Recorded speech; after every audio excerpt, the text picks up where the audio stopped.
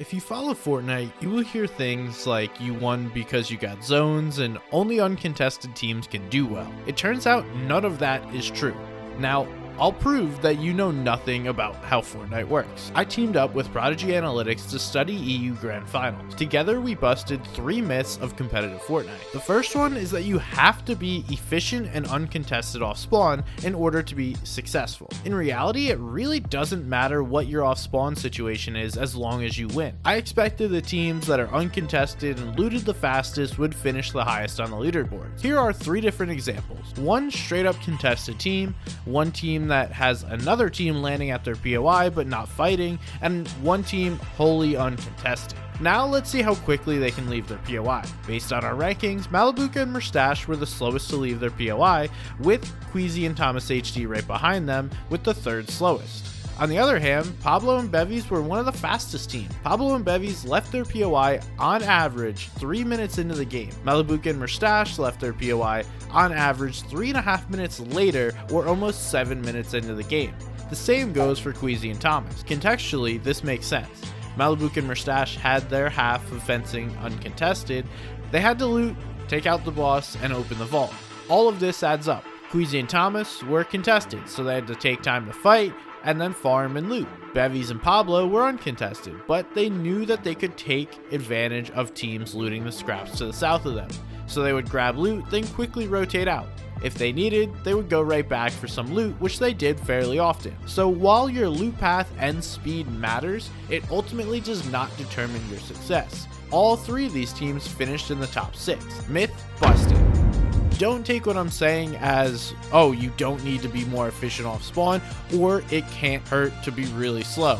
Actually, it's going to give you more flexibility if you have a pure loot path that you can follow every time and increase that speed. The next myth is about Storm Surge. With the new changes to Storm Surge, which is decreasing the number of players alive, it became even more important. While I previously thought that you needed to follow a specific plan for Surge, the examples show differently. Let's take a look at 3 different teams once again. Here is the damage over the first 3 zones. The contested team, Queasy, Thomas, get a lot of damage right away, but the players aren't super healthy, so while they do have some damage, it is not enough to survive the rest of the game. After they win off spawn, one or both of the players are looking for Surge as soon as they get a decent loadout. Malibuca and Mustache start very slow on damage. They deal almost no damage until 3rd zone. This makes sense. They have a long loot path. The craziest part though is that they go from one of the lowest damage dealt in zone 1 and 2 to one of the highest total damage the rest of the match. Pablo and Bevies are uncon, but look to quickly deal damage before the first zone. They then continue regular amounts of damage throughout the rest of the game, so more of a steady approach rather than peaking at certain moments. These teams are all a perfect example of why there's no one-size-fits-all Surge plan. It's ultimately up to your location and what your situation is off spawn. It is up to you to make your situation work. Myth busted. Lastly, zones matter for your success. We've all seen a tweet about not getting zones or the zones being rigged. Well, Queasy actually used to be one of the biggest zone complainers. This 7CS was a perfect example of why zones don't really matter. Here is the 6th zone from every game. Notice anything? Now look at the placements of Malibuca and Mustache for every game.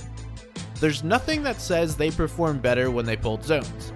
In games where they pulled zone, they finished 2nd, 10th, 15th, 17th, 20th, and 29th. In games when they didn't, they were 2nd, 7th, 8th, 8th, 20th, and 26th. Pretty much the same outcome on overall placement. It's just a matter of where they're able to actually perform. Now, one could argue that it's easier when you actually do pull zone. Your overall outcome based on zone is determined more by your ability to rotate than the location of that actual zone. Sure, it will take more time to travel further, but there are a million scenarios where pulling zone is good, and having to rotate to zone is also good. The point here is you determine your outcome, not the zones. Myth busted. So what does this mean? The team's ability to create on their situation matters way more than the situation itself. The general consensus is that teams that are contested can't do well. That's wrong. Teams need to follow the meta for Storm Surge. That is also wrong. Lastly, teams need zone luck to do well. That is completely wrong. Thank you for watching. If you enjoyed this type of content, make sure you like and subscribe to the channel.